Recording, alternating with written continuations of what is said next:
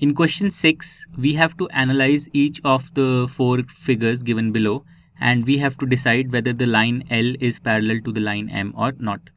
So let's go through each figure one by one. So let's start with part 1. In this part, the lines that we have to decide whether they are parallel or not are the lines L and M.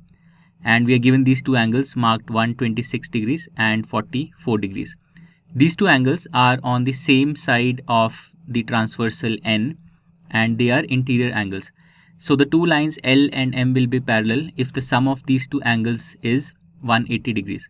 So let's calculate the sum of these two angles. So 126 degrees plus 44 degrees.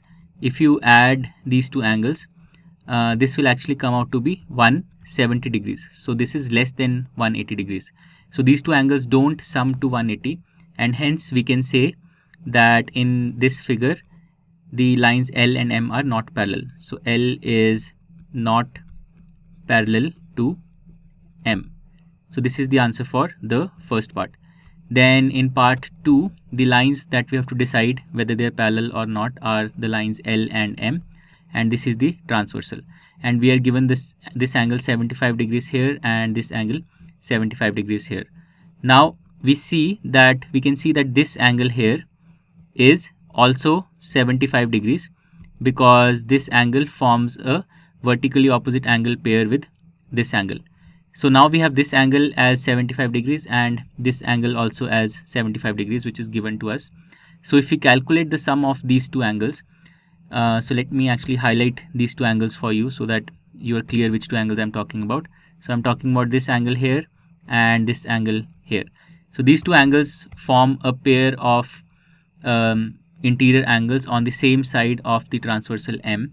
So if their sum is 180, then the two lines L and M will be parallel. But the sum of these two angles will be 75 degrees for this first angle. We saw that this is 75, and 75 degrees for the other angle. So this sum is 150 degrees. So again, this is not 180 degrees. So in this case also, L is not parallel to M. So this is the answer for part 2. Then we come to part 3. In part 3, the lines L and M are these lines and N is the transversal, and we have this angle which is 57 degrees and this angle which is 123 degrees.